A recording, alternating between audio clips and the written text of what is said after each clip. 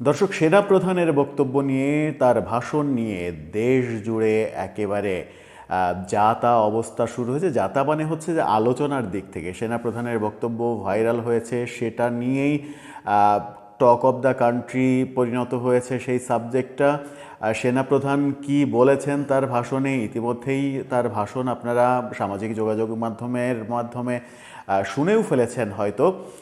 তার ভাষণ, তিনি কি বললেন সেই আলোচনায় যাব না। তিনি যেটা বললেন, যে কথাগুলো বললেন, সেই কথাগুলোর অর্থ কি দাঁড়াচ্ছে, কি হতে চলেছে, সেই বিশ্লেষণ করার চেষ্টা করব এই ভিডিওতে।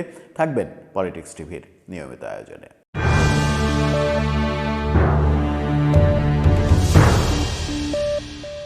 দর্শক, মূল ভিডিওতে যাওয়ার আগে জানিয়ে রাখি, পলিটিক্স টিভির ভিডিওগুলো এখন থেকে নিয়মিত স্পন্সর করছে প্রজাপতি.টিভি ওটিটি প্ল্যাটফর্ম। চলুন চলে যাওয়া যাক মূল ভিডিওতে।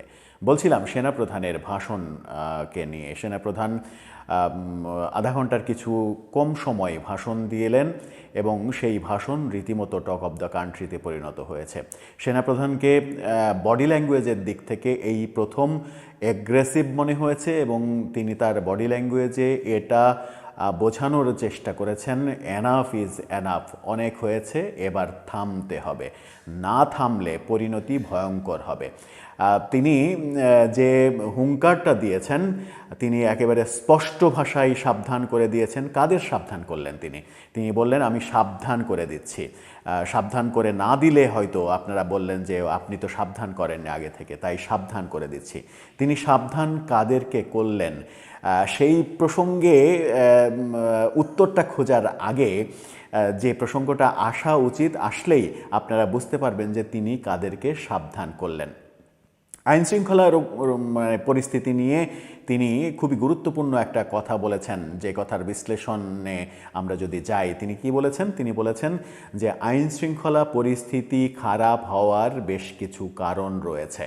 সেই কারণগুলোর মধ্যে তিনি প্রধান কারণ হিসেবে যেটাকে বলার চেষ্টা করেছেন সেটা হচ্ছে সারা দেশে যে মব ভায়োলেন্স চলছে, ছাত্র সমন্বয়কের ব্যানারে যে মব তৈরি হচ্ছে, আক্রমণ, ধ্বংসাত্মক কর্মকাণ্ড, বুলডোজার কাণ্ড, বাড়িঘরে আগুন দেয়া, বাড়িঘর গুড়িয়ে দেয়া, এই যে কর্মকাণ্ড চলছে সেটাই মূলত বর্তমান আইনশৃঙ্খলা পরিস্থিতি খারাপ হওয়ার মূল কারণ হিসেবে তিনি দেখেছেন। এবং তিনি এর সঙ্গে যুক্ত করেছেন সেটা হচ্ছে যে এই মব ভায়োলেন্সের কারণে, নিজেরা নিজেদের মধ্যে হানাহানির কারণে, হানাহানি সংঘাত, এই সংঘাতের কারণে যারা টেরোরিস্ট তারা সুযোগ পেয়ে যাচ্ছে। তারা মনে করছে কি যে এই সুযোগে আমরা যদি কিছু আকাম কুকাম করিও তাও আমরা রক্ষা পেয়ে যাব, যেহেতু ওরা রক্ষা পাচ্ছে।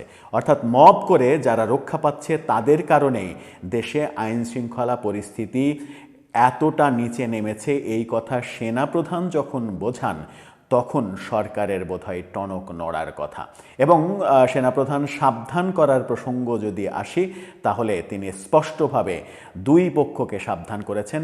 এক, ছাত্র সমন্বয়কদের তিনি সাবধান করেছেন স্পষ্ট ভাষায়, যদি তারা না থামে তাহলে তাদের বিরুদ্ধে অ্যাকশানে যাবে সেনাবাহিনী। আর একটা জায়গায় সাবধান করেছেন তিনি সরাসরি সরকারকে সাবধান করেছেন। এবং এখানে খুবই গুরুত্বপূর্ণ, আপনারা যারা তার ভাষণটা শুনেছেন, খুবই গুরুত্বপূর্ণ একটা পয়েন্ট যেটা হচ্ছে যে তিনি তার ভাষণে দুইবার প্রধান উপদেষ্টার প্রসঙ্গে কথা বলেছেন এবং দুইবারই তিনি মাননীয় প্রধান উপদেষ্টা এই শব্দগুলো ব্যবহার করেননি। তিনি বলেছেন ডক্টর ইউনূসের সঙ্গে আমার কথা হয়েছে, ডক্টর ইউনূস আমার সঙ্গে একমত হয়েছে। দুইবার দুই প্রসঙ্গে তিনি এই কথা বলেছেন। ডক্টর ইউনূসের সঙ্গে কি কথা হয়েছে তিনি সম্বোধন করলেন।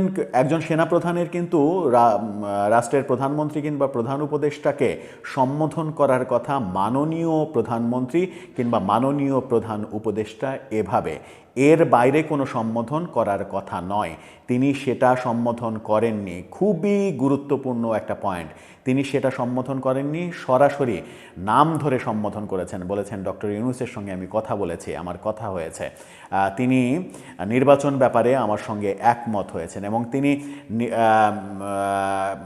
আরেকবার বলেছেন প্রফেসর ইউনূসের সঙ্গে আমার কথা হয়েছে। এই যে দুইবার প্রফেসর ইউনূস, ডক্টর ইউনূস এই কথাগুলো তিনি বললেন, এটাতে স্পষ্ট হয়ে যায় যে প্রধান উপদেষ্টার সঙ্গে সেনাবাহিনীর একটা বড় ফাটল তৈরি হয়েছে, যে ফাটলে সেনাবাহিনী রীতিমতো বিরক্ত, বিরক্ত হওয়ার অন্যতম আরেকটা বড় কারণ সেটা হচ্ছে যে বিদ্রোহের ফলে যে সকল বিডিআর জওয়ান যারা অপরাধী, যারা গত 15 বছর ধরে জেলে রয়েছে, 2009 সালের 25 ফেব্রুয়ারি গতকালকে যে 25 ফেব্রুয়ারি উপলক্ষে সেনানিবাসে অনুষ্ঠান, সেই অনুষ্ঠানেই কিন্তু তিনি ভাষণটা দিয়েছেন। ওই বিডিআর বিদ্রোহের দিনটিকে স্মরণ করেই তিনি কথা বলেছেন এবং তিনি যারা অপরাধী, যারা জেলে রয়েছে তাদেরকে মুক্ত করা কিংবা তাদের বিষয়ে তাদের পক্ষে কথা বলে তাদের দোষকে, তাদের অপরাধকে ধামাচাপা দিয়ে রাজনৈতিক নেতাদের দোষ দেয়া, এই যে ব্যাপারগুলো চলছে, ছাত্র সমন্বয়ক সহ সরকারের পক্ষ থেকে যে এই ব্যাপারগুলো চলছে, এই ব্যাপারে সরাসরি তিনি ফুল স্টপ টানতে বলেছেন সেনা সদস্যদের 57 জন সেনা অফিসারকে যেভাবে মারা হয়েছে বিডিআর বিদ্রোহে, সেটা আমরা জানি এবং এই ব্যাপারে কোনো কথা বিষয়ে একেবারে ফুল স্টপ দিতে হবে। অর্থাৎ বিডিআর বিদ্রোহের ব্যাপারে বিডিআর জওয়ানদের পক্ষে তাদেরকে ছেড়ে দেয়া, তাদের পক্ষে অবস্থান নেওয়া এবং রাজনৈতিক শেখ হাসিনার আমলে যেহেতু হয়েছে, শেখ হাসিনাকে ফাঁসানো, শেখ হাসিনার ফাঁসি চাওয়া, এই ব্যাপারগুলোতে তিনি একেবারে ফুল স্টপ দেওয়ার কথা বলেছেন। তিনি বলেছেন যে আমরা জানি সেখানে কি হয়েছে, স্পষ্টভাবেই জানি, এবং তারপরেও যদি কোনো তদন্ত উদ্ঘাটনের ব্যাপার, রহস্য উদ্ঘাটনের ব্যাপার থাকে, তাহলে আমি একটা কমিশন করে দিয়েছি, কমিশনের চেয়ারম্যান এখানে আছেন, আমার করে দেওয়া সেই কমিশন ব্যাপারটা দেখবে, অন্য কেউ এই ব্যাপারে নাক গলাবে না। এই বার্তাটাও কিন্তু ছাত্র সমন্বয়কদের এবং সরকারকে তিনি সরাসরি দিলেন। তিনি ইনক্লুসিভ নির্বাচনের কথা বলেছেন। ইনক্লুসিভ নির্বাচন বলতে কি বোঝায়? ইনক্লুসিভ নির্বাচন বলতে যেটা বোঝায় তিনি স্পষ্ট করেননি, কিন্তু ইনক্লুসিভ নির্বাচন হতে হবে এবং সেটা ডিসেম্বরের মধ্যেই হতে হবে, এই কথাটা বলেছেন। ইনক্লুসিভ নির্বাচন বলতে কি বোঝায়? সবাইকে নিয়ে নির্বাচন করতে হবে। এই সবাইয়ের মধ্যে কি বোঝায়? নিশ্চয়ই আওয়ামী লীগকেও বোঝায়। আওয়ামী লীগকে বাদ দিয়ে নির্বাচনের যে পরিকল্পনা সরকারের এবং ছাত্র সমন্বয়কদের, সেই ব্যাপারে তার অবস্থান একেবারেই বিপরীত মেরুতে। তিনি ইনক্লুসিভ নির্বাচনের কথা বললেন। ইনক্লুসিভ নির্বাচনের জন্য ফ্রি, ফেয়ার, ক্রেডিবল ইলেকশনের জন্য যা যা করা দরকার সেগুলো করতে হবে এবং পরবর্তী রাজনৈতিক সরকার না আসা পর্যন্ত সেনাবাহিনীর কাজ শেষ হবে না, এটাও বলেছেন। আর একটা বড় কথা তিনি বলেছেন, আইন শৃঙ্খলা পরিস্থিতি ভেঙে যাওয়ার মূল কারণের মধ্যে আর একটা বড় কারণ যেটা তিনি বলেছেন, খুব একটা স্পষ্ট করে যে বলেছেন তা নয়, কিন্তু ব্যাখ্যা যদি করি তাহলে কি দাঁড়ায়?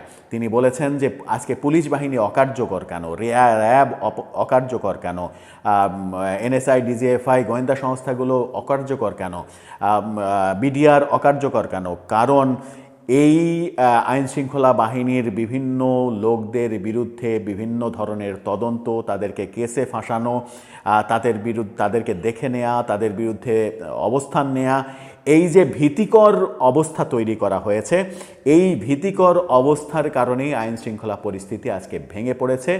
এবং তিনি স্পষ্ট করে বলেছেন গত 7-8 মাসে বাংলাদেশে যা হয়েছে, এনাফ ইজ এনাফ। আইনশৃঙ্খলা পরিস্থিতি ভেঙে পড়ার মূল কারণ পুলিশ বাহিনীর মনোবল ভেঙে দিয়েছে সরকার।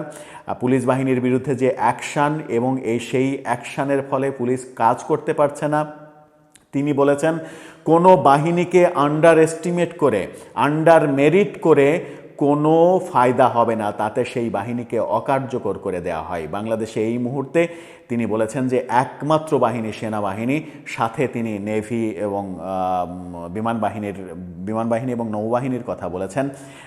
তাদেরকে বলেছেন যে সুরক্ষিত এবং শৃঙ্খল মুক্ত, স্বাধীন এবং চেন অফ কমান্ডের দিক থেকে সবথেকে সুশৃঙ্খল বাহিনী তারা। এছাড়া প্রত্যেকটা বেসামরিক প্রতিষ্ঠান ভেঙে পড়েছে এবং এই ভেঙে পড়ার কারণ ওই যে তাদের বিরুদ্ধে অ্যাকশন নেওয়া, তাদের মনোবল ভেঙে দেয়া। আপনি এটা স্পষ্ট করলেন কিন্তু সেনাবাহিনী, আপনি দোষীদের বিরুদ্ধে অবশ্যই ব্যবস্থা নেবেন, দোষীদেরকে শাস্তি দেবেন, কিন্তু তার মানে একটা বাহিনীকে, একটা পুরো বাহিনীকে আন্ডার এস্টিমেট করে তাদেরকে ভীতিকর অবস্থার মধ্যে ফেলে রেখে আইন শৃঙ্খলা পরিস্থিতির উন্নতি করবেন, এটা স্বপ্নের ব্যাপার। এই যে এতগুলো কথা বললেন, এতগুলো কথার মধ্যে ইনক্লুসিভ নির্বাচনের কথা, সাবধান করে দেয়া, এই এতগুলো সেনাবাহিনী প্রধানের যে কথা, সেই কথায় বডি ল্যাঙ্গুয়েজ যদি আপনারা খেয়াল করেন, তার বডি ল্যাঙ্গুয়েজ খুবই অ্যাগ্রেসিভ বডি ল্যাঙ্গুয়েজ ছিল। এর আগে তিনি কখনোই এরকম বডি ল্যাঙ্গুয়েজে কথা বলেননি। স্পষ্ট ভাষায় তিনি এটাও বলেছেন যে তার অন্যরকম কোনো খায়েশ নেই, কিন্তু তার ওই কথার মধ্যে একটা ব্যাপার কিন্তু স্পষ্ট, যদি এরকম চলতেই থাকে তাহলে সেনাবাহিনী ব্যাপারটাকে ছাড় দেবে না। সেনাবাহিনী বাংলাদেশের সার্বভৌমত্বের উপরে হুমকি আসবে এরকম কোনো কাজ হতে দেবে না। বাংলাদেশের সার্বভৌমত্বের প্রতি হুমকি কেন আসবে, এই পয়েন্টে চলুন আসি, যে কথা তিনি স্পষ্ট করেননি। বাংলাদেশের সার্বভৌমত্বের প্রতি হুমকি কেন আসতে পারে? কারণ আন্তর্জাতিক চাপ। সেনাবাহিনীর উপরে সম্ভবত আন্তর্জাতিক চাপ বেড়েছে, পার্শ্ববর্তী দেশের চাপ তো রয়েছেই, আমেরিকার চাপ রয়েছে এবং জাতিসংঘের চাপ রয়েছে। বাংলাদেশের আইনশৃঙ্খলা পরিস্থিতি এতটাই নাজুক হয়েছে, এতটাই ভেঙে পড়েছে, সেনাবাহিনীর প্রতি সম্ভবত একটা বড় চাপ এসেছে। তারা এই ব্যাপারে হস্তক্ষেপ করুক, এটা আন্তর্জাতিক মহল চাচ্ছে। সেই কারণে সেনাবাহিনী প্রধানের এরকম অ্যাগ্রেসিভ মুডে কথা বলা ছাড়া কোনো উপায় আদতে ছিল না। সেনাবাহিনী প্রধান যা কথা বললেন তার যদি ভাবার্থ একেবারে স্পষ্ট করা যায়, তাহলে তিনি স্পষ্টভাবে সরকারের বিরুদ্ধে অবস্থান নিলেন।